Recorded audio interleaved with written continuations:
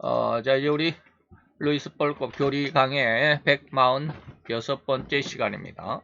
이제, 거의 종반, 교리 강의는 이제 거의 종반으로 이제 치달아가는데, 드디어 오늘부터는 이제 뭐 종말론이라고 할 수 있는 그런 부분으로, 진입해 들어가고 있습니다.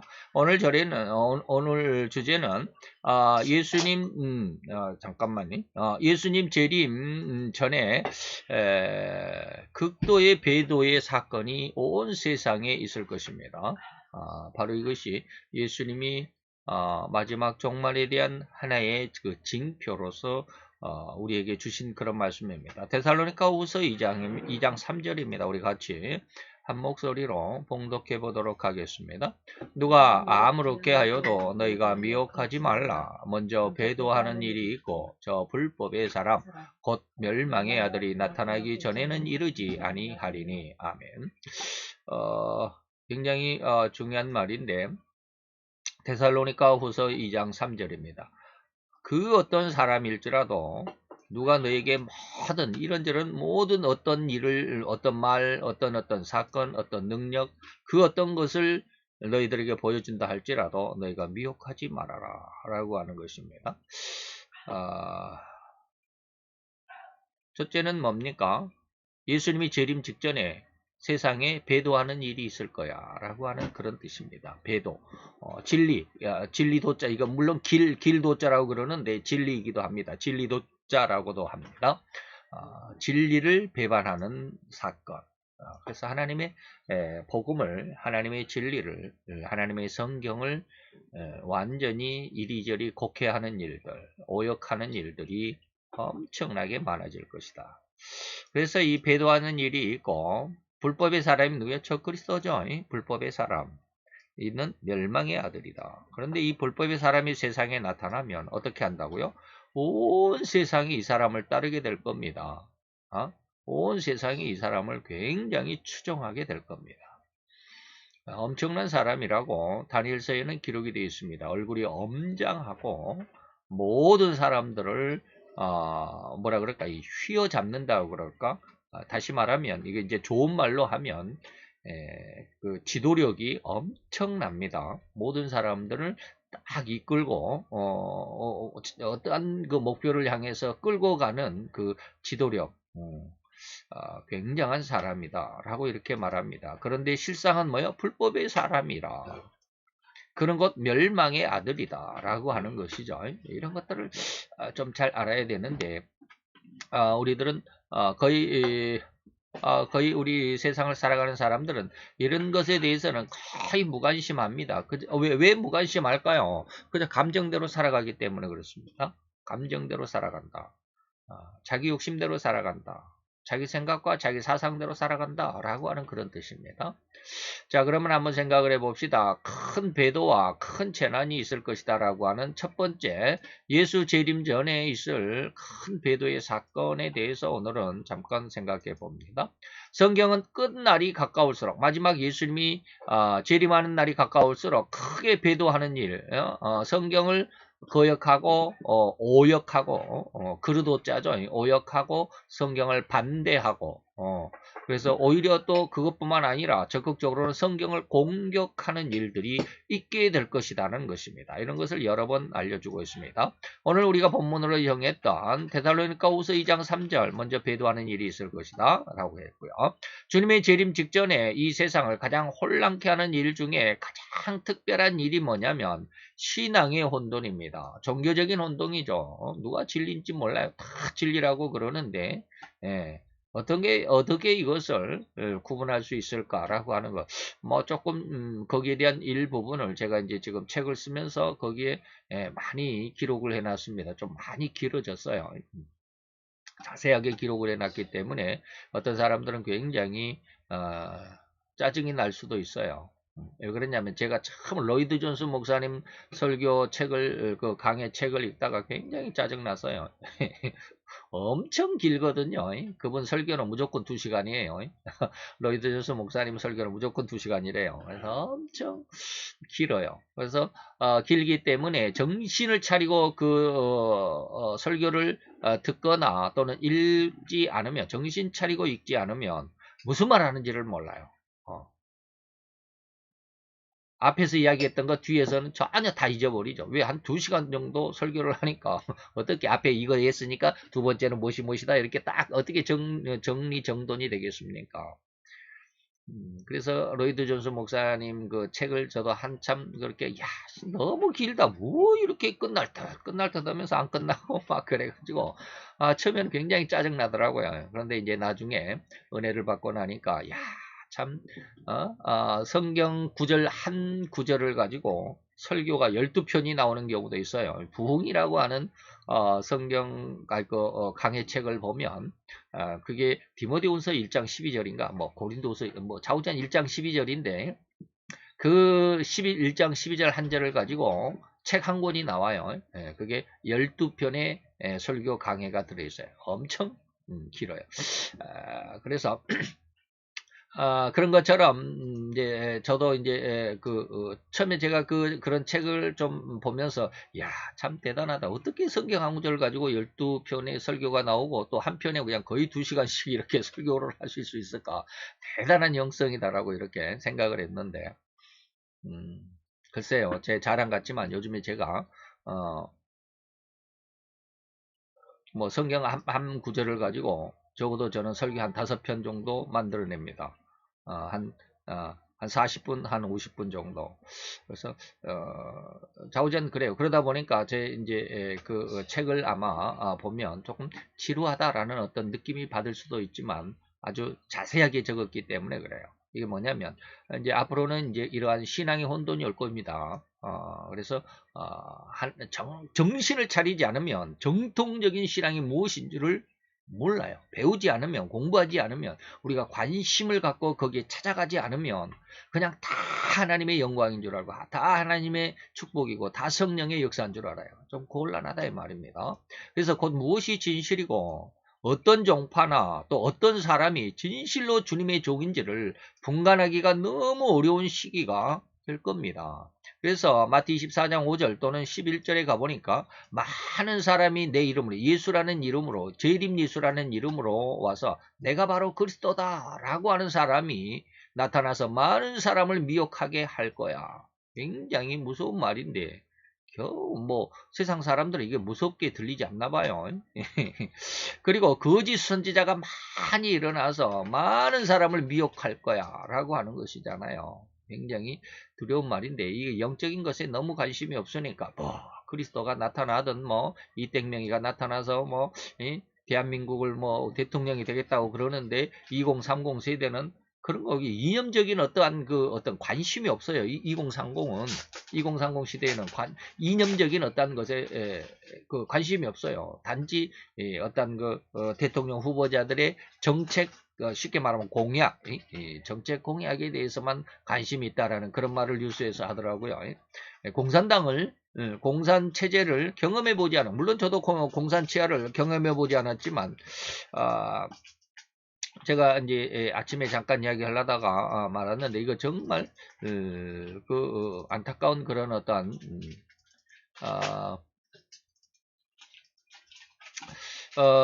이게 뭐냐면 북한의 기독교인들의 기독교인들의 실상을 이야기한. 저는 북한 함경북도 청진에서 태어나 근 50년을 북한에서 살았습니다. 그러다가 주님의 은총으로 96년 아들을 데리고 남한으로 올 수 있었습니다. 저는 북한에서 태어나 북한에서 성장했기 때문에 하나님을 모르고 살았습니다. 제가 영문도 모른 채 지하 감옥에서 모진 고문과 사형 선고까지 받고 사형 집행날 극적으로 사형을 취소한다는 통지와 함께 정치범 수용소로 보내졌을 때 수용소 안에서 겪은 북한 신자들의 모습입니다. 저는 김일성 대학 경제학부를 졸업했기 때문에 정치범 수용소에서 죄수의 신분으로 유일하게 6천여 명이 수용된 그곳의 모든 사람들에게 일을 시킬 수 있는 생산 지휘와 모든 재정 업무를 맡아서 하게 되었습니다. 그 때문에 저는 많은 사람들이 일하는 작업장들을 이곳저곳 마음대로 갈 수 있었습니다. 어느 날 저를 담당하고 있던 재정부장 교도관이 저를 불러놓고는 단단히 교육을 시켰습니다. 너는 오늘부터 매일 어떤 공장으로 나가야 하는데 그 공장에는 미친 정신병자 놈들만 모여있다. 그 미친 정신병자 놈들은 당과 수원님을 믿지 않고 하늘을 믿는 미친 자들이니 너는 정신을 바짝 차리고 그곳에 가야 된다. 그리고 그 미친 자들하고는 절대 눈길 한번 마주치지 말아라. 그렇지 않고 네가 그 자들이 믿는 하늘을 믿게 되면 네 목숨은 여기서 끝나게 될 것이다. 그런데 거기 가서 그 사람들을 보는 순간 나는 너무 놀랐습니다. 그들은 사람의 무리 같지 않았습니다. 1500도 이상 시뻘겋게 타오르는 용광로의 9월 노동 작업장이었는데 그곳에서 많은 사람들이 움직이는 걸 보았을 때 무슨 짐승의 무리 같기도 하고 외계인 같기도 하고 도무지 사람의 모습을 찾아볼래야 찾아볼 수가 없었습니다. 머리에 머리카락이 붙어있는 사람은 하나도 없었고 얼굴은 해골 같고 이빨이 하나도 없었습니다. 키가 다 줄어들어서 120cm, 30cm 이렇게 땀이 딱 붙은 난쟁이들만 움직였습니다. 나는 가까이 가서 그들을 보았습니다. 전 너무나 놀랐습니다. 잡혀올 때는 정상인들이 잡혀왔는데 거기 와서 하루 16시간, 18시간씩 먹지도 못하고 그 고열 노동 속에서 일을 하다 보니 그 사람들은 척추가 녹아내려서 뒷장등에 흙이 되어 있었고 몸이 다 휘어져서 앞가슴하고 배가 마주붙어 있었습니다. 그 사람들은 한결같이 모두 그렇게 육체가 망가져 기형이 되어 있었습니다. 아마 프레스로 찍어도 한 판에 그렇게 똑같은 모습으로 찍기는 힘들 거라고 생각합니다.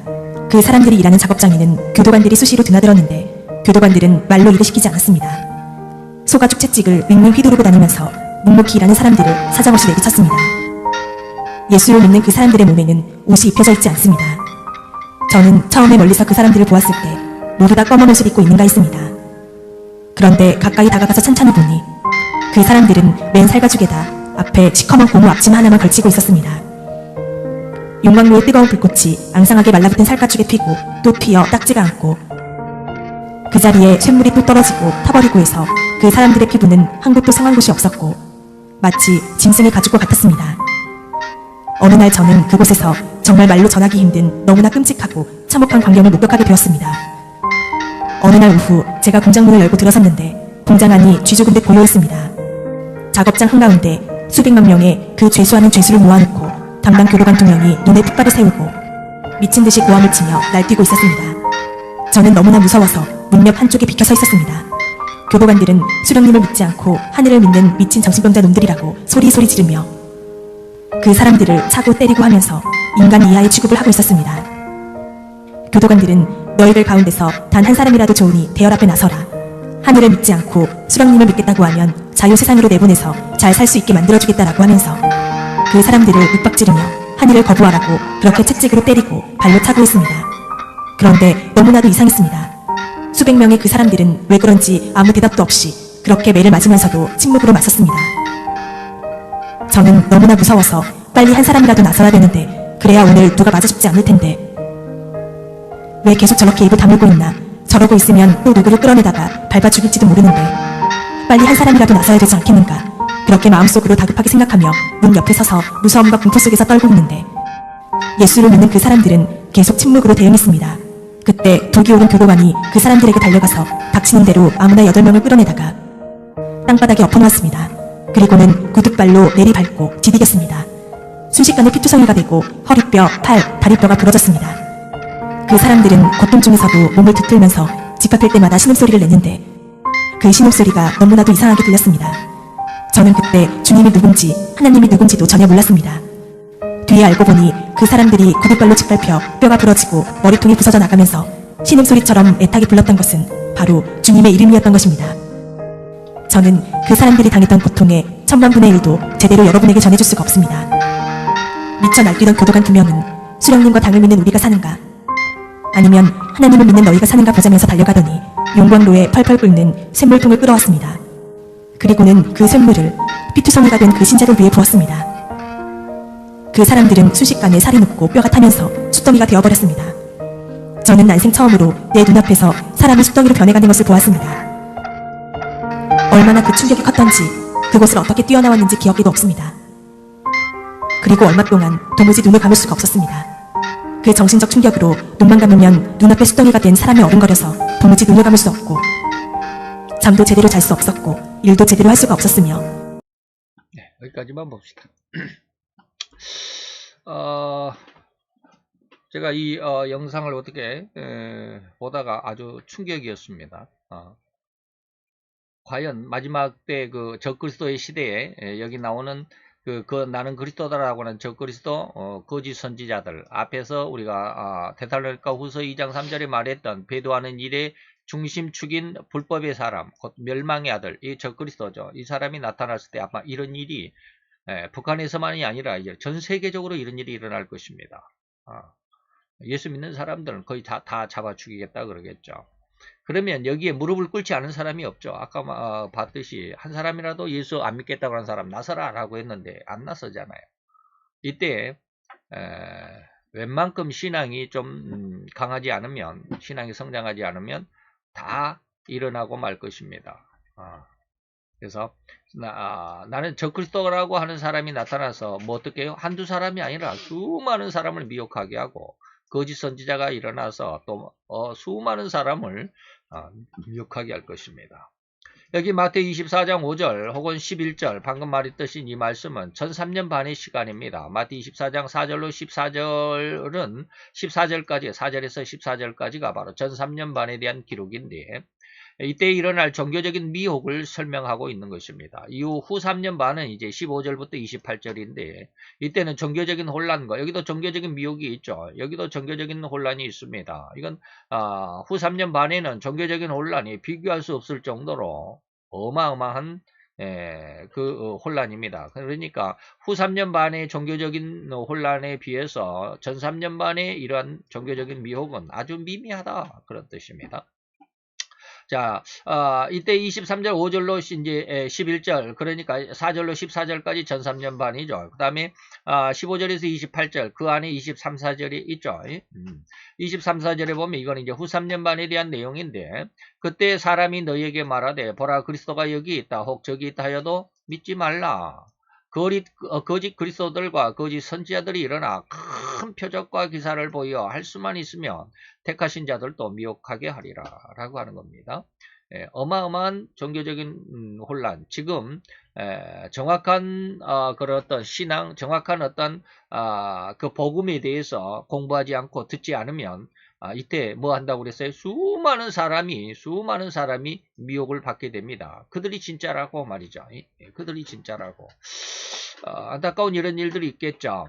그 7년 대환란 중에 전 3년 반에도 종교적인 혼란이 없지는 않지만 그보다 후 3년 반에는 종교적인 미혹과 그 혼란은 크게 달할 것입니다. 곧 이런 종교적인 대혼란을 사도 요한은 역시 그의 기록 요한계시록 12장과 13장에 세세하게 기록하여 우리에게 경각심을 주고 있죠.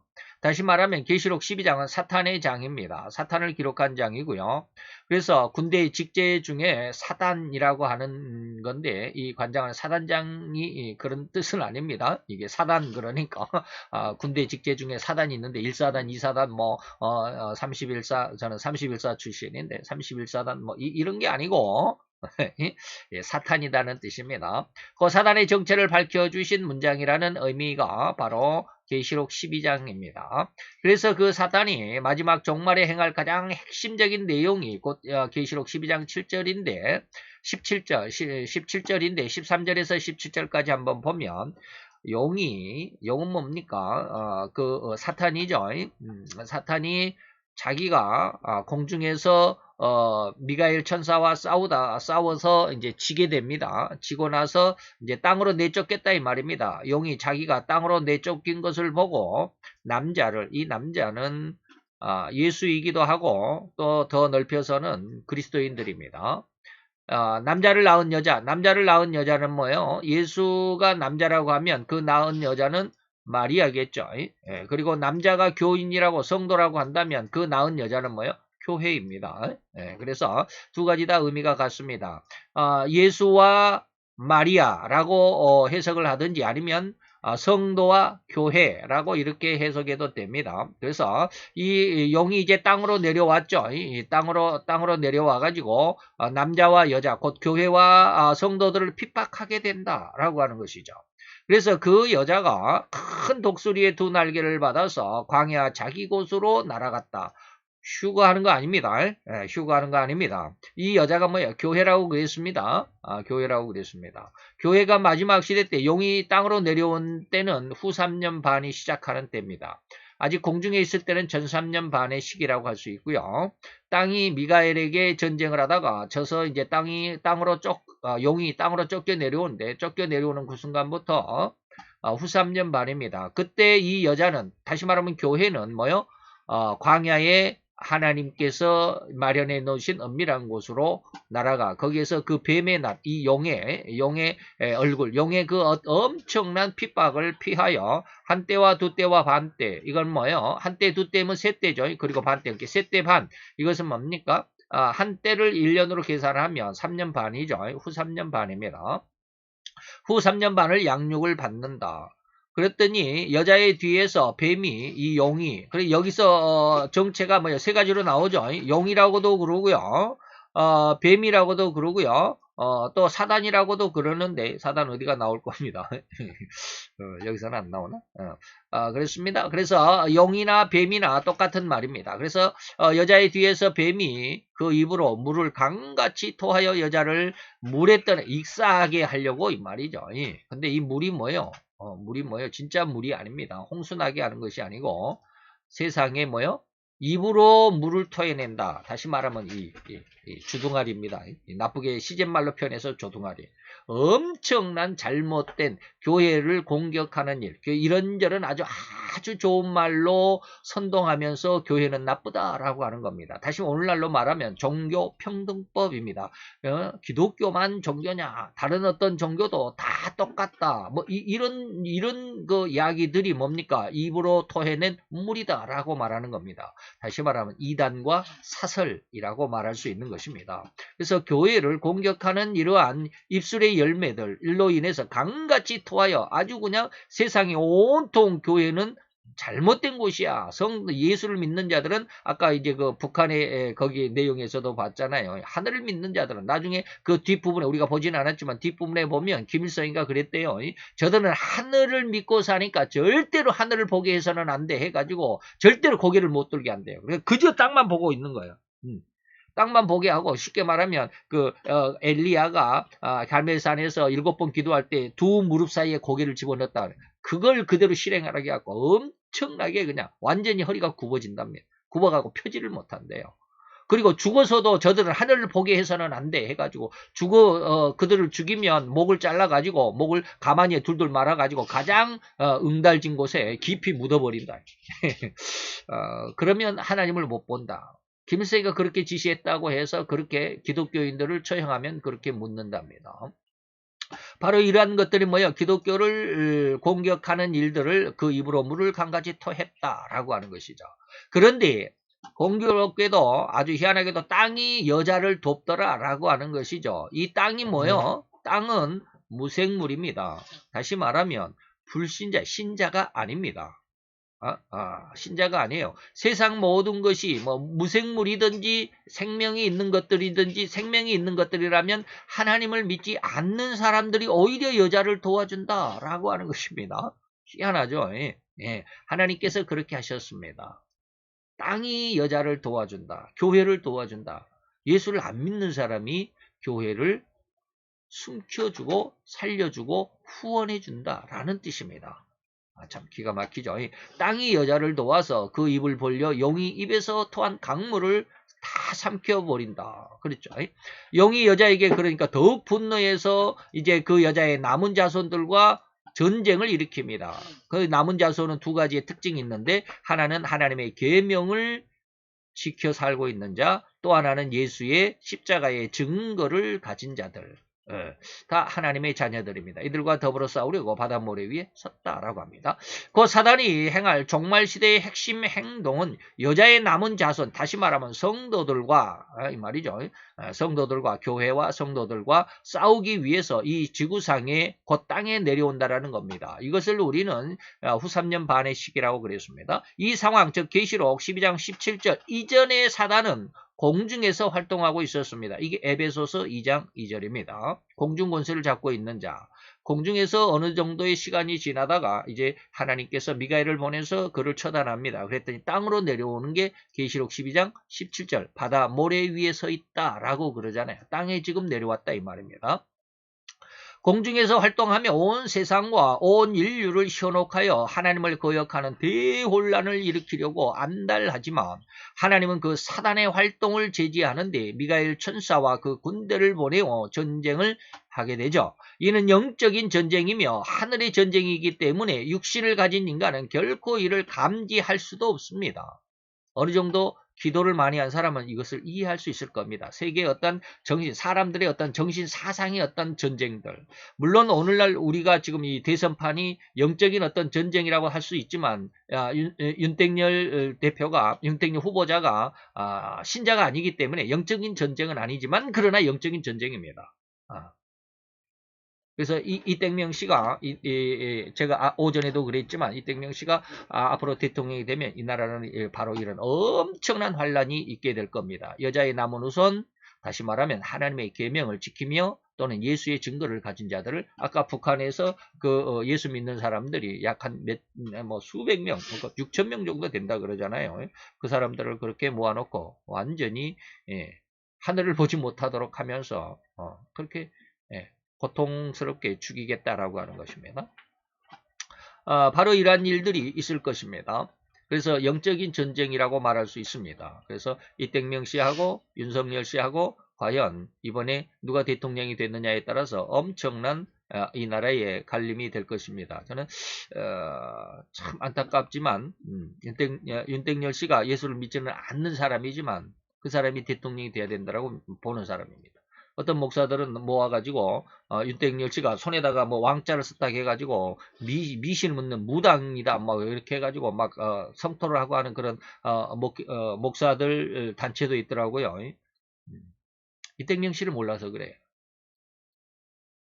만약에 이 나라가 이땡명 씨가 대통령이 돼가지고 기독교를 반대하고 기독교를 제압하는 탄압하는 그런 정책을 만약에 펼친다면 그 사람들 제가 지금 말씀을 드리지는 않겠지만 우리나라에서 아주 큰 단체입니다. 기독교 단체인데 그 단체의 목회자들 전부 다 거기에 호응하고 거기에 쌍수를 들고 반길 겁니다. 대단한 사람들이에요. 아주 유명한 사람들이 거기 많습니다. 그 단체에. 우리나라의 기독교를 대표하는 그런 단체이기 때문에 이름은 말씀드리지 않겠지만 그 사람들 아마 한동안은 잘 먹고 잘 살 수 있을 것입니다. 결말이 안 좋겠지만 말이죠. 그래서 지금 현재는 공중에 내려오기 전에 사단은 공중에서 활동을 하며 온 세상과 온 인류를 현혹하여 하나님을 거역하는 대혼란을 일으키려고 그렇게 안달하지만 하나님께서 미가엘을 천사를 보내서 그 군대를 이제 제지하게 되죠. 그래서 이제 땅으로 쫓겨납니다. 이는 영적인 전쟁이며 하늘의 전쟁이기 때문에 육신을 가진 사람들이 이걸 감지할 수가 없죠. 이 전쟁에서 사단이 패할 뿐임은 명약관한 그런 사실이죠. 그래서 이렇게 패배한 사단이 이제 공중의 자리를 빼앗겼으므로 이 지상으로 내려온다라는 것입니다. 그게 바로 12장 17절에 바다 모래 위에 섰다. 바다는 뭐요? 물이죠. 물이죠. 그리고 모래는 뭐요? 육지죠. 그러니까 바다와 육지라는 말이 뭐요? 온 지구 전체를 이 말이에요. 뭐 바다만 장악한 것이 아니고 땅만 장악한 것이 아니고 바다와 육지를 완전히 다 장악한다 이런 뜻입니다. 온 세상이란 뜻이에요. 표현하고 있습니다. 즉 바다는 바다와 모래인데 곧 온 세상을 짓밟고 서 있다라고 하는 그런 뜻입니다. 이 상황으로부터 지구상에는 가장 극악한 전무후무한 대환란의 바람이 불어닥칠 것입니다. 그리고 이어지는 계시록 13장은 두 부분으로 나뉘는데 1절부터 10절까지 여기서는 바다에서 올라온 짐승을 설명하고 있죠. 이 바다 짐승을 우리는 적그리스도라고 합니다. 이 바다 짐승은 적그리스도로 비유되어 있습니다. 그리고 11절에서 18절까지인데 이것은 또 땅에서 올라온 짐승, 1절에서는 바다에서 올라온 짐승이죠. 11절에서는 땅에서 올라온 짐승입니다. 그래서 바다에서 올라온 짐승은 적그리스도를 비유하고 있지만 땅에서 올라온 짐승은 뭐예요? 거짓 선지자, 거짓 목사들입니다. 아까 말씀드렸죠. 우리나라의 아주 유명한 기독교 단체의 목사님들이 이게 공산 정책을 추진하는 저 민주당이 뭐 하는지를 모르나 봐요. 참 답답한 사람들이요. 그들이 뭐요? 이게 아주 단도직입적으로 지금부터 그렇게 아주 단정적으로 말을 해서는 안 되지만 그런 사람들이 거짓 선지자가 될 가능성이 무지 많습니다. 계시록 13장 1절에 보니까 내가 보니 바다에서 한 짐승이 나오는데 뿌리 10개가 머리에 뿌리 10개고 이건 뭐예요? 10나라 10분국입니다. 유럽연합입니다. 유럽연합의 후원을 받는다라는 겁니다. 지금은 다 미국 편이죠. 유럽연합이 어디예요? 지금 프랑스, 영국, 뭐 독일 이런 데는 아직 유럽 나라 미국 편이지만 지금 독일은 자꾸 친러 정책을 써가죠. 친러 정책을 밟고 있습니다. 미국의 정책과 자꾸 반대의 목소리를 내고 있죠. 점차 지금 그 독일은 지금 친러 정책을 강행하고 있습니다. 예전에 그 여자 누구예요? 메르켈 총리라고 하는 여자. 10몇 년 동안 독일의 총리가 되면서 러시아로부터 천연가스의 그 관을 그 유럽 쪽으로 끌어왔습니다. 그랬더니 지금 어떻게 해요? 어마어마하게 그 가스관을 끌어왔으니까 지금 따뜻하게 잘 살고 있을까요? 푸틴이 지금 그거 막는다고 난리죠. 이거 막으면 너희들 다 죽어 지금 그러잖아요. 지난번에 지금 며칠 막았어요. 며칠 막았다가 지금 유럽에서 몇천 명 죽었다고 그러잖아요. 그 추위에 지난 추위 엄청 우리나라도 많이 추웠었잖아요. 요즘에 조금 날씨가 풀려서 그렇지. 1월 중순쯤에 돼서 엄청나게 추웠잖아요. 그때 그 유럽 쪽에 가스 며칠 동안 몇 주 동안인가 잠궜어요. 푸틴이. 그래요. 그 목줄을 딱 잡고 있는 거예요. 그래서 그것처럼 메르켈 총리처럼 독일을 비롯해서 이제 그때 뭐 프랑스나 영국 이쪽이 전부 미국을 거역하게 될 겁니다. 거절하게 될 겁니다. 왜? 미국이 너무 독불장군처럼 지금 엄청난 권세를 가지고 있지만 그 권세 때문에 거기에 대해서 반기를 든다 이런 뜻입니다. 그래서 뿌리열이란 말은 바로 그 유럽 지역이 러시아를 돕게 될 거다 이 말입니다. 그리고 머리가 7이다라는 것은 7머리는 지금부터 예전에 있었던 나라들입니다. 러시아가 아마 나중에 7번째 머리가 될 가능성이 많습니다. 현재는 있는 것은 뭐예요? 이 뿌리 10개 중에 그 유럽의 뿌리인데 나중에 나올 뿌리 8번째 뿔은 8번째 머리는 7 안에 속해 있다. 뭐 이런 말씀도 또 나오는데 그때 가서 이 말씀을 드리기로 하고 어쨌든지 이 나라는 애굽, 아수르, 그다음에 헬라, 애굽, 아수르, 헬라, 그다음에 로마, 해국, 뭡니까? 제가 좀 헷갈립니다. 5나라가 뭐냐면, 앞으로 있는 5나라가, 6나라는 지금 현재 있는 로마고, 앞으로 7번째가 바로 이제 이 나라인데, 애굽, 아수르, 그 다음에 헬라, 메데파사, 그 다음에 헬라, 헬라 다음에 이 로마인데, 로마. 그 다음에 5개죠. 그 다음에 6번째가 열불, 7번째가 아마 여기 저크토가 되는 러시아가 될 가능성이 많습니다. 거의 성경적인 어떤 해석이 7번째 이 머리가 러시아라고 하는 것은 제가 늘 이야기했던 바입니다. 그리고 11절로 가보니까 여기서는 또 땅에서 올라온 짐승이 있는데 얘는 누구요? 새끼양 같다. 예수님을 어린 양이라고 그러죠. 예수님을 어린 양이라고 그럽니다. 근데 얘는 뭐요? 새끼 양이다 라고 이렇게 표현하고 있습니다. 어린 양 비슷하다 이 말입니다. 비슷하게 위장하고 있다 이런 뜻입니다. 그런데 요즘에 개역 개정판 옛날 우리가 읽었던 책은 개역 한글판인데 개역 개정판에는 이 새끼 양이라는 말을 어린 양으로 바꿔놨더라고요. 잘못된 겁니다. 그래서 저는 개역 개정판을 사용하지 않고 있습니다. 개역 한글판을 사용하고 있습니다. 이 새끼 양 같이 두 뿔이 있다라고 하는 것은 목사가 두 뿔은 뭐예요? 뿔은 영광을 의미합니다. 자기 어떤 영광 그것이 뭐예요? 종교적인 영광, 정치적인 영광 이런 뜻입니다. 다시 말하면 정치적인 세상 속에서 정치권에도 어떤 큰 목소리를 낼 수 있고 종교적인 세계에서 종교계에서도 큰 목소리를 낼 수 있었던 그런 어떤 영향력이 있는 그런 영광을 가지고 있는 두 영광. 오직 우리는 종교적인 뿔만 가지고 있어야 되는데 이 사람들은 뭐예요? 정치적인 뿔도 가지고 있습니다. 자, 계시록 12장에서 언급된 사단이 땅 위로 쫓겨남으로 인해서 하나님의 계명을 가진 자 혹은 예수의 증거를 가진 자들과 싸우게 되는데 사단은 영물이기 때문에 인간과 직접 싸우는 것이 아니라 그 하수인들을 세워서 성도들과 싸우도록 합니다. 그게 누구요? 바로 적그리스도와 거짓 선지자입니다. 그래서 사단이 특별하게 선택한 존재가 바다에서 올라온 짐승으로 비유된 적그리스도입니다. 이 적그리스도는 사단에게 엄청난 권력을 이양받은 존재라고 1절로 10절, 계시록 13장 1절로 10절에 기록되고 있습니다. 얼마나 큰 입을 가졌던지. 자, 진짜로 이것은 입이 큰 것이 아닙니다. 입이 큰 뭐 하만 입처럼 큰 게 아니고 그 입의 말의 능력이라는 뜻입니다. 얼마나 말을 잘하는지. 전 요즘에 대선판에 이땡명 씨하고 윤땡열 씨하고 이렇게 가만히 그 공약들을 이야기하는 걸 보면 참 안타까워요. 이재명 씨는 그냥 막말을 하거든요. 예, 막말을 합니다. 만약에 윤땡열 씨가 대통령이 되면 나는 아마 없는 죄까지 뒤집어 씌워서 감옥에 보낼 것입니다. 라고 이렇게 말을 하고 있어요. 그럼 왜 그 윤땡열 씨 쪽에서는 그런 말을 안 하는지 몰라. 만약에 이땡명 씨가 대통령이 되면 이 나라는 정신병원 공화국이 될 겁니다. 이 말을 왜 안 하는지 몰라. 참 답답하더라고요. 이게 이 정통적인 사람들은 남을 그냥 꽉 꼬집어서 짓뭉개는 그런 어떤 습성이 없어요. 그저 그냥 정당한 방법으로만 하려고 그래. 그런데 이 잘못된 사람들은 상대방을 완전히 녹다운을 시켜야 되기 때문에 없는 말, 있는 말 다 온갖 잡동생 말을 다 끄집어냅니다.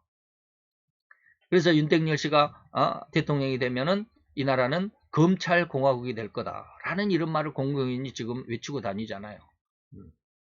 그래서 저는 그 말을 듣고 참 답답해요. 윤석열 씨는 이땡명이가 이 대통령이 되면 이 나라가 정신병원 공화국이 될 거야 라고 하는 말 왜 못해? 8년 동안 25명을 정신병원에 가뒀던 사람인데 온 나라가 이제 5년 동안에 정신병원에 갇히게 될 사람이 얼마나 많겠나. 예, 이런 것이에요. 그래서 그것이 바로 이 큰 입이라는 것은 거짓과 곤모술수와 인간들을 현혹하는 그러한 말의 능력이 크다라는 겁니다. 이것이 계시록 13장 4, 5절에 기록이 되어 있습니다. 용이 짐승에게, 이 바다 짐승에게 권세를 주므로 누가 이 짐승과 같으냐, 얼마나 강력했는지, 누가 이것과 싸워서 이길 수 있겠냐, 누가 더불어서 싸우려고 생각조차 하겠냐, 이 말이 엄청나죠. 그래서 이 짐승이 큰 말과 참남된 말하니 아무거나 그냥 뭐 주워대고 말하는 아무 말이나 짓거리는 이게 뭐요? 참남된 말입니다. 그들이 42달 동안 일할 곳에 42달 3년 반입니다. 1260일입니다. 온 세상은 이 적그리스도의 말에 반기를 들을 수 없을 정도로 엄청난 거짓말일 뿐입니다. 사람의 마음을 쏙 빼놓을 가장 듣기 좋은 말 혹은 가장 그럴싸한 말을 능수능란 락이 아니죠. 능수능란하게 하는 그 입과 그 말의 능력을 갖췄다라 이 말입니다. 말을 너무 잘해요. 이땡명 씨가 참 말은 잘해요. 근데 윤땡열 씨는 말을 잘 못해요. 그런 어떤 강력한 말하는 입은 없을 것 같아요. 그러다 보니까 지금 저렇게 여기서 말하는 이런 뜻과 거의 비슷하다라는 그런 생각을 해봅니다. 마치 오늘 우리나라에 현존하고 있는 인물들도 이와 같다고 비유할 수 있는 인물들이 너무나도 많습니다. 말로는 온 백성들을 위하는 것만 같고 최고의 능력과 최고의 경영으로 나라를 가장 발전시키고 온 세상에 뛰어난 나라로 만들 것만 같은 그런 어떤 정책을 공약을 드러낼지라도 실상은 나라의 국권을 훼손시킨다. 온 세계에 가장 크게 나라를 망신시키고 망신살만을 행할 뿐인 그런 사람이 될 거다. 온 백성들을 가장 비참한 인생들로 내리 추락시키고자 할 뿐임을 명백히 백일하에 드러나고 있지 않나 이런 뜻입니다. 김일성이가 뭐라고 그런 줄 아세요? 북한을 세워가면서 온 백성을 흰 쌀밥에 쇠고기국을 먹게 해주겠다라고 장담했던 사람이 김일성입니다. 70년이 지나서 쇠고기국에 흰 쌀밥 먹는 사람, 북한 백성 중에서 높은 고관들이야, 지네들이 다 빼먹으니까 뭐 말할 수도 없고, 일반 백성들이 먹을 수 있냐, 이 말이에요. 지금 먹을 것이 없어서, 1년 먹을 양식을 2달 양식만 주고 1년을 먹으라고 그러는데, 기가 막히죠. 곧 이 나라 대통령인 문땡이 씨가 그 장본인이죠. 더 나아가서 다음 대통령이 되겠다라고 나선 이땡명 씨도 역시 그보다 더 극악한 자임을 세상을 밝혀내고 있습니다. 단군 이래로 우리나라에서 가장 규모의 큰 환수성은 큰 돈을 벌었다라고 떠벌리고 있는 이러한 대장동 사건. 캐면 캘수록 당군 이래 최대의 스캔들로 밝혀지고 있는 형편이고 보면 참으로 이러한 인면수심의 상황은 큰 말과 참남된 말하는 입에 비견될 수 있을 조차 그럴 수조차 없을 만큼 적글서의 입과 말은 온 세상 이땡명씨의 그런 말은 앞으로 태어날이 아니죠. 출현할 적글서의 입에 비하면 뭐 세 발의 피지만 이 말이에요. 적글서의 입과 말은 온 세상과 온 인류를 장악하고도 남을 온통 거짓말과 선동일 뿐입니다. 이런 흉악하고 간악한 적그리스도의 실체를 다니엘도 그 모습을 알려주었습니다. 아까 제가 다니엘서가 있었다 그랬죠. 다니엘서 8장 23, 4절에 뭐라고 그랬냐면 마지막 시대에 한 왕이 일어날 거다. 이 적그리스도죠. 그 얼굴은 엄장하다. 참 잘생겼다 이 말입니다. 괴휼에 능하다. 괴휼에 능하다는 말은 뭐예요?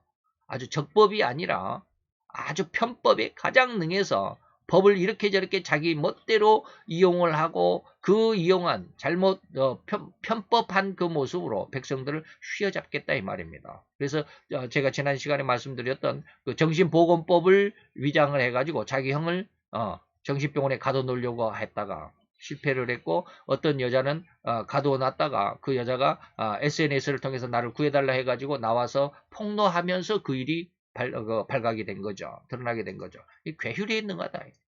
그 권세가 강할 것이지만 자기의 힘으로 말미암은 것이 아니다. 이재명이가 잘나서 그런 게 아니라 그 뒤에 있는 그 성남 지역에 민땡 노조가 있습니다.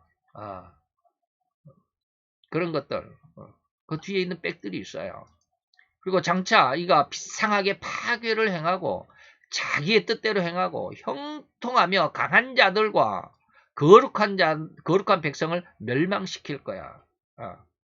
성도들을 멸망시킬 거야. 이런 뜻이죠. 이가 바로 적그리스도고 이 적그리스도는 절대적인 종교적인 인물이 아닙니다. 그러나 종교적인 굉장한 능력을 갖고 있습니다. 물론 종교적인 힘이 전혀 없다고는 할 수 없지만 그는 분명히 이렇듯 정치적인 인물입니다. 그리고 오늘 우리에게 제시된 그 배도하는 일을 바로 이 적그리스도가 행할 것인데 그래서 사도 바울은 이 적그리스도를 배도하는 자다. 진리를 배반하는 자고 또 불법의 아들이다. 멸망의 아들이라고 규정하고 있습니다. 2장 3절 데살로니가후서 2장 3절이었습니다. 그리고 또한 이렇게 적그리스도만이 배도하는 일에 종사하는 것이 아니라 그 하수인들을 많이 모을 것입니다. 적그리스도인들의 하수인들이 뭐예요? 거짓 선지자들입니다.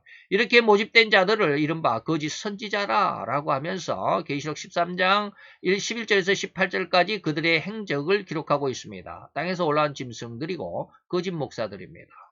이제 이 거짓 목사들, 다시 말하면 땅 짐승들은 그 행동 역시 배도하는 일에 적지 않은 곧 다시 말하면 엄청난 성과를 올리게 될 겁니다.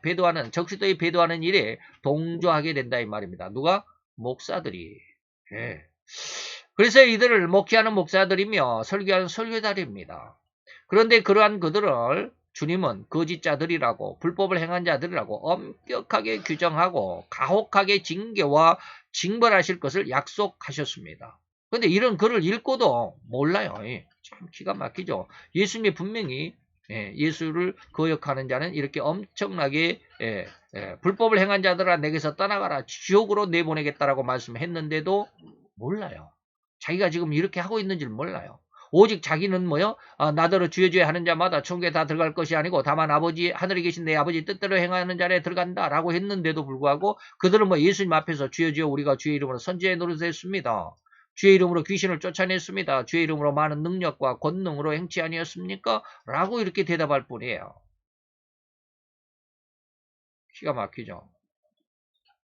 이런 결말이 규정되어 있음에도 불구하고 저들 곧 거짓 목사들의 행동은 실로 실소를 금치 못할 정도입니다. 아니 참으로 아연실색할 수밖에 없을 것입니다. 저들은 적그리스도에게 권세를 이양을 받아서 적그리스도의 권세가 어마어마하겠죠. 용에게 권세, 온 세상을 거머쥘 수 있는 권세를 주었는데 그 권세를 적그리스도가 또 거짓 목사들에게 나눠줍니다. 그래서 하나님을 거역하는 모든 일에 앞장설 것입니다. 하나님을 믿는 자들이, 하나님을 가르치는 자들이 하나님을 거역하는 일에 앞장서게 됩니다. 더욱이 온 세상에 적그리스도의 우상을 만들어 놓게 될 겁니다. 하나님 대신에 이 우상에 절하도록 강요할 것입니다. 그들 편에 든 자들에게는 그들 편에 든 자에게만 표를 줍니다. 이 표를 우리는 666표라고 그럽니다. 이 666표의 특징이 뭐냐면 통제가 가능합니다. 통제가 가능합니다. 옛날 바코드 있고 QR코드 있고 그러는데 바코드는 뭐요? 통제가 아니죠. 이거는 통제가 아닙니다. 경제적인 어떠한 그 쓰느냐 안 쓰느냐 뭐 이런 것이 있는데 제가 저 미국에 있는 저희 여동생한테 이번에 우리가 이거 뭡니까 백신이 아마 666표와 거의 비슷하다. 거기 시작점이다라고 그러니까 뭐 옛날에 저 바코드도 있었잖아요. 그러는데 그걸 잘 모르니까 그래. 예. 바코드는 통제가 아니에요. 통제가 아니고 지금 백신은 뭡니까? 코로나19 백신은 뭐예요? 통제가 가능하잖아요. 안 맞으면 너 못 가. 식당에 못 들어가. 어떤 사람이 오늘 페이스북에 올렸더라고요. 나 며칠 후면 90일이 되는데 2차 접종하고 90일이 지나면 이제 제로가 되잖아요. 제로가 백신에 효과가 없다 해가지고 이제 패스가 없어집니다. 그러니까 90일 후고 이제 이번에 설 갈 때는 우리 친구들 만나서 이제 식사도 못 하겠네 뭐 이렇게 페이스북에 올렸더라고요. 이게 통제가 가능합니다. 앞으로 666표는 바로 지금 우리 백신 패스와 같이 이 표를 666표 다시 말하면 이 적그리스도의 편에 섰다라고 하는 표징이 없으면 쉽게 말하면 통행증이 없으면 아무 데도 못 갑니다. 아무 물건도 못 삽니다. 이게 바로 통제표입니다. 666표가 사탄표라고 그러지만 통제표입니다. 백성들을 통제할 수 있어요. 그러니까 666표가 없으면 밖에도 못 나가요. 차도 못 타죠. 걸어댕겨야 되는데 걸어댕기다가 지나가다가 경찰이 너 666표 있어 없어? 없어요. 그러면 뭐 어떻게 해요? 당장 잡혀 들어가는 거지. 그래서 13장 15절 18절에 보니까 저가 뭐요? 땅의 짐승이 바다 짐승에게 권세를 받았습니다. 그래서 그 짐승의 우상에게 생기를 주어 그 짐승의 우상으로 말하게 하고 또 짐승의 우상에 경배하지 않는 자들 몇이든지 다 죽이는 권세를 받아요. 기가 막히죠. 저가 모든 자, 곧 작은 자나 큰 자나 부자나 빈궁한 자나 자유한 자나 종들로 그 오른손에 이마에 표를 받게 하고 누구든지 이 표를 가진 자 외에는 매매를 못하게 한다. 매매표죠. 매매를 못하게 합니다. 이 표는 짐승의 이름, 그 이름의 숫자입니다. 숫자입니다. 짐승의 이름의 수가 뭐예요? 6이라는 뜻이었습니다. 6이었습니다. 그래서 지혜가 여기 있으니 청명 있는 자는 그 짐승의 수를 세어보라. 그 수는 뭐예요? 사람의 수입니다. 사람의 수가 뭐예요? 6이에요. 6. 사람의 수 6. 짐승의 수 6. 그리고 거짓 선지자도 역시 그도 이제 그 땅에서 올라온 짐승이니까 6. 이건 뭐예요? 666이잖아요. 곧 온 세상과 온 인류에게 짐승의 표를 주어서 이 표가 없으면 매매차 못하게 하여 굶어 죽도록 하는 정책을 펴게 될 겁니다. 여기서는 제가 뭐 666표에 대해서는 언급하지 않겠지만 이런 극한 일을 행할 인물들이 곧 거짓 목사들이고 즉 땅에서 올라온 짐승인 것입니다. 이런 어마어마한 일들이 곧 주님을 배도하는 일로 규정되어 있고 이 일을 이렇듯 마귀의 3위, 마귀가 하나님, 성부, 성자, 성령, 성3위 그러는데 마귀도 3위 있습니다. 왜? 성부를 대신해서 사단이, 그리고 성자 예수님을 대신해서 적그리스도가, 예수를 그리스도라고 그러잖아요. 그러니까 적그리스도가, 그리고 성령을 대신해서 이건 뭐요? 거짓 목사들. 예수님의 이후에는 뭐야? 성령의 역사로 목사들이 활동을 하지만 적그리스도의 영을 받아서 거짓 목사들이 이렇듯입니다. 이게 마귀 3입니다. 이것들이 혼연일체가 되어서 후 3년 반을 극악하게 세상을 혼란케 할 것입니다. 이를 심각하게 주의하시고 경계해야만 할 것입니다. 그래서 후 3년 반이 이런 엄청난, 아까 북한을 봤듯이 그것은 세 발의 피해요. 북한의 그 기독교인들을 탄압하는 이 모습은 세 발의 피해요. 더 어마어마하게 할 겁니다. 그 인터넷에 동영상을 찾아보면 이란 같은데 이런 데에서는 예수 믿는 사람들을 얼마나 쥐어팼는지 막 발로 차고 몽둥이로 두들겨 패고 겨우 이제 어떻게 몸을 움츠리지도 못하고 기어갈 수밖에 없는 그런 게 꿈틀거리는 그 사람들 몸 위에다가 그냥 나무에다가 불 붙여갖고 막 집어 던지고 그래서 화형시키는 거죠.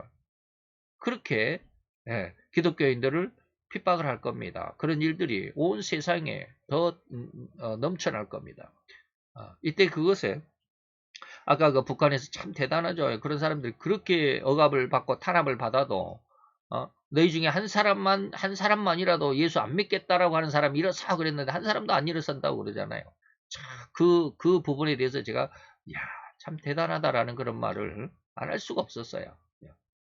어떻게 저렇게 그 엄청난 고통을 억압을 받으면서도 예수를 믿는 그 믿음을 끝까지 지키면서 샘물을 뒤집어 씌워가지고 그 순간에 죄가 되더라도 예수를 부인하지 않았던 그들의 모습, 우리가 이런 모습들이 우리 앞에 곧 닥치게 될 겁니다. 지금 우리가 그런 어떤 신앙의 정확한 정통적인 신앙을 배우지도 않고 들어보지도 못한다면 곤란하죠. 이때 우리들은 이런 신앙에 좀 더 성장하고 더 강력한 하나님. 그러지만 여기서 자꾸 그런 이야기만 하니까 여러분들이 두려워할 수밖에 없을 거예요. 그런데 거기에 무슨 말이 있느냐면 여러분들도 기억을 해야 됩니다. 아까 어디에 있었습니까? 자, 이거 잘 보십시오. 이 엄청난 혼란이 올 때 뭐가 하겠습니까? 그 여자가 큰 독수리의 두 날개를 받아 광야에 자기 곳으로 피해갔다. 거기서 뱀의 낯을 피하여 한때와 두때와 반때를 뭐 했다? 양육을 받았다. 양육을 받았다면 양육을 해주는 그 누군가가 있을 거 아니에요. 누가 양육을 해줬을 거 아니에요. 엄마가 양육을 하니까 아기는 뭐예요? 양육을 받잖아요. 그럼 양육을 해주는 자가 누구요? 하나님이에요. 하나님이 그를 지켜줄 거예요. 네? 하나님께서 이 한때와 두때와 반때 후 3년 반을 하나님의 백성과 하나님의 교회를 지켜줄 겁니다. 이걸 기대해 보시기 바랍니다. 기도합시다. 할렐루야. 주님 여호와여, 오늘도 주님의 귀한 사랑과 그 크신 은혜와 은총 가운데 있음을 믿고 감사와 찬양과 영광을 돌려드리나이다. 아버지 하나님, 우리로 인해서 우리의 신앙이 날로 성장할 수 있게 하여 주옵소서. 주의 말씀으로 우리 신앙의 기틀이 되게 하시고 주의 약속으로 우리 신앙의 성장이 되게 하셔서 우리로 결코 비가 온다 할지라도 바람이 분다 할지라도 홍수가 난다 할지라도 흔들리지도 않고 무너지지도 않는 귀한 하나님의 영광을 이뤄낼 수 있는 믿음의 자손, 믿음의 아들과 딸들이 되게 하여 주시옵소서. 예수 그리스도의 이름으로 감사와 기도드려 싸움나이다. 아멘.